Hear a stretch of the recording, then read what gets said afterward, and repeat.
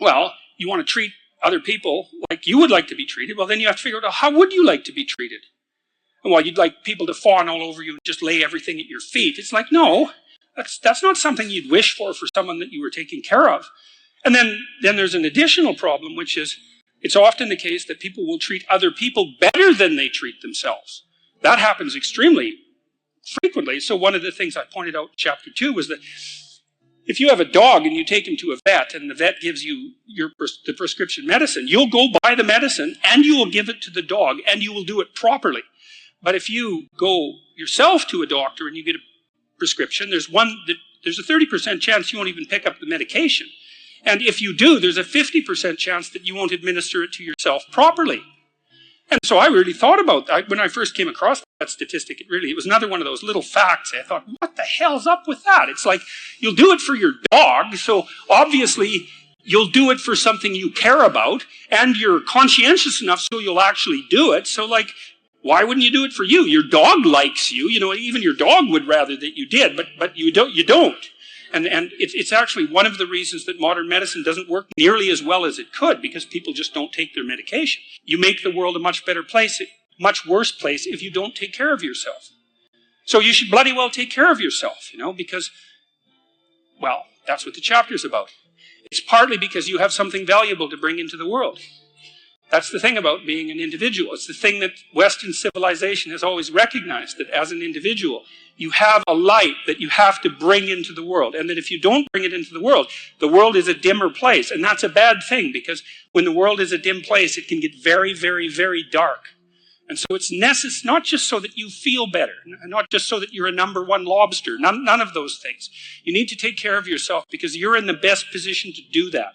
And it's necessary for you to take care of yourself. Despite the fact that we're mortal and vulnerable and self-conscious and capable, not only capable of doing terrible things, but actually do them. Despite all that, you still have that responsibility. Look, every ideal is a judge, right? So you posit an ideal and instantly you're in inferior position in relationship to that ideal, and that can be crushing.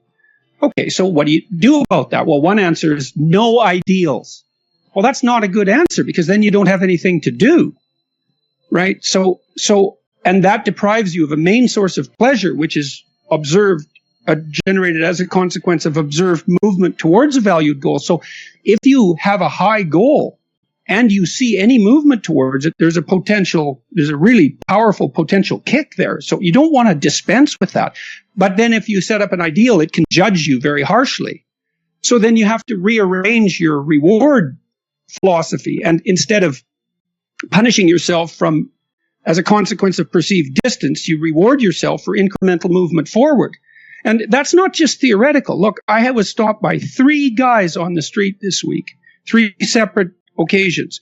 And they all told me the same thing. They said that they had read or something I wrote or listened to something or watched something and that it had been helpful. And whenever anybody says that to me, I always ask them, okay, exactly what was helpful and what changed, because I want to know what's helping so that I can understand the target and hit it better.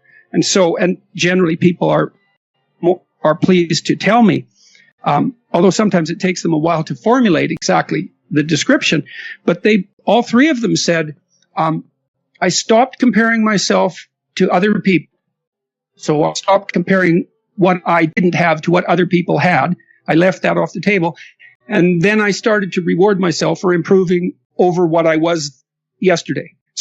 And that's profound change, because it means that you actually get your reward structure transformed. And that's a big deal, because that's your source of positive emotion and enthusiasm, encouragement, all of that. So now you can start to encourage yourself for genuine improvement. And it's also pragmatically extremely intelligent, because incremental improvement repeated is virtually unstoppable. And that's like the hallmark of behavioral therapy, that idea.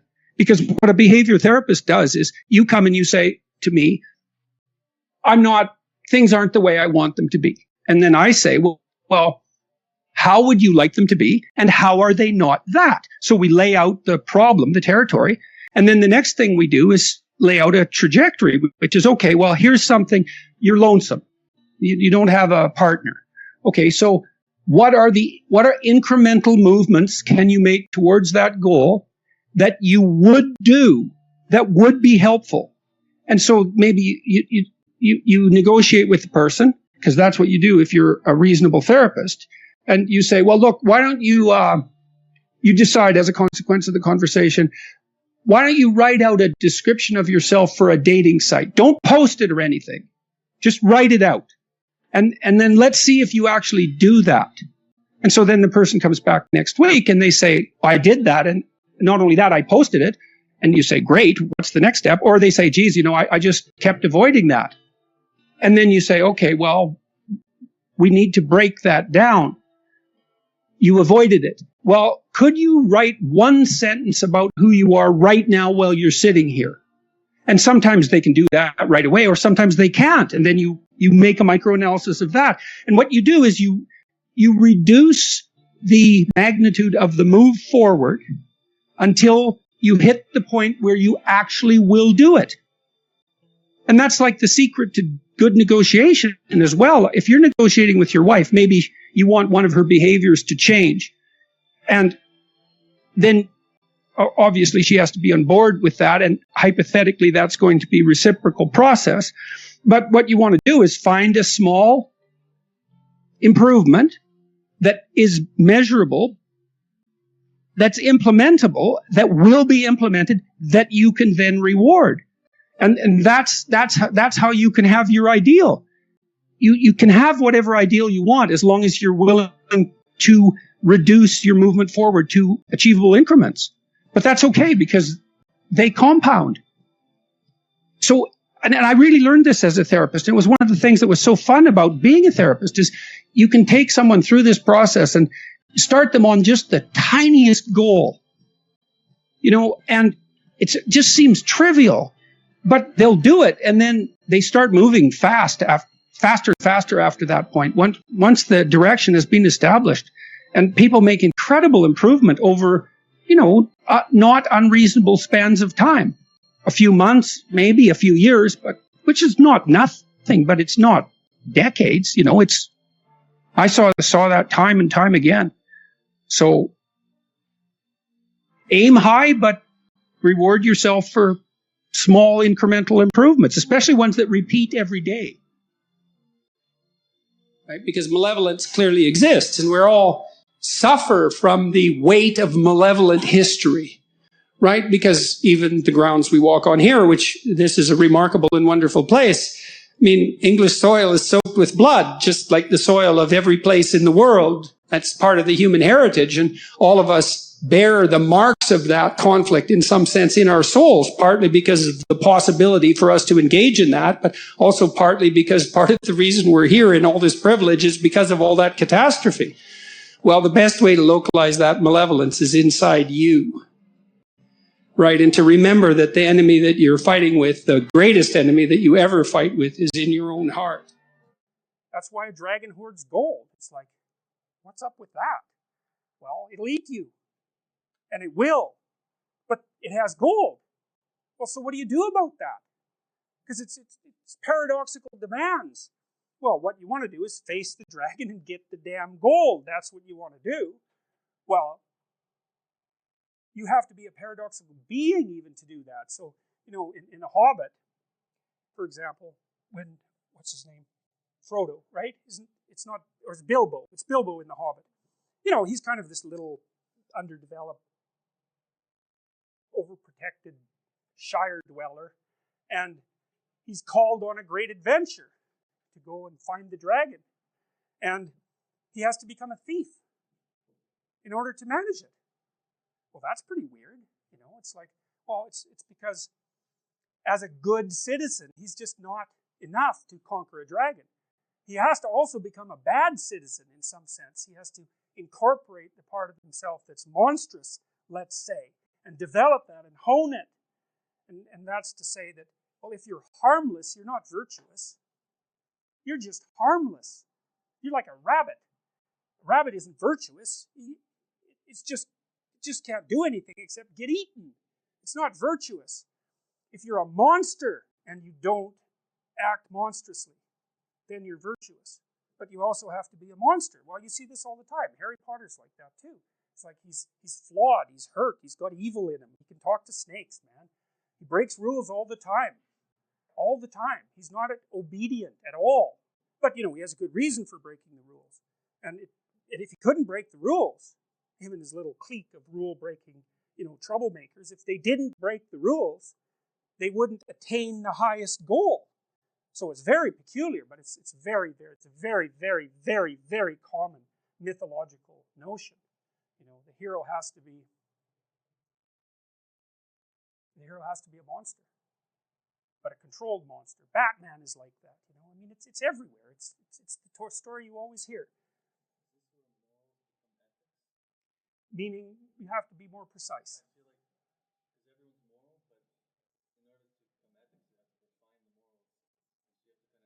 Well, that's a good question, because one question is, you're kind of implicitly moral insofar as you're socialized, but that's sort of procedural. It's just built into you. This is different. This is also becoming conscious of it and expanding out your personality into dimensions that it wouldn't normally occupy. So this happens to people all the time. So, for example, lots of my clinical clients, are too agreeable, and they're generally women, because women are more agreeable than men, but not always, because I've had agreeable men as clients as well. And what happens is they're resentful and they don't know how to stand up for themselves, and it's because they're very compassionate by nature. And so if you're entering into a negotiation with them, they'll let you win. Well, that's not so good, because you need to win too, especially if you're in an organization of adults where there's a struggle, right? When you have kids, you can let them win. Especially infants, you have to let them win, and that's partly why compassion is so necessary. But as a basis for negotiation between adults, it's like, sorry, it's insufficient. You have to be a bit of a monster so that you can say no. And so a lot of what you do in psychotherapy is treat people's anxiety and depression. That's a huge chunk of it. Help them straighten out the way they think. That's a huge chunk of it. But another chunk of it is, well, let's toughen you up. Let's put you in a position where you can bargain. Let's teach you how to assert yourself and stand up for yourself, and that's assertiveness training, and it's a huge chunk of psychotherapy. And you need to learn it. It's like, because part of how you regulate your interactions with other people is to negotiate. And you cannot negotiate unless you can say no. You can't do it. And it causes conflict to say no, and if you don't like conflict, which is basically the definition of being agreeable, then you can't tolerate the conflict, and so then you can't negotiate on your own behalf, and so then you keep losing, and you're bullied, and it's not good. Then you get resentful, and it's really not good. So you have to develop your inner monster a little bit, and then that makes you a better person, not a worse person. It's weird, but that's just how it is.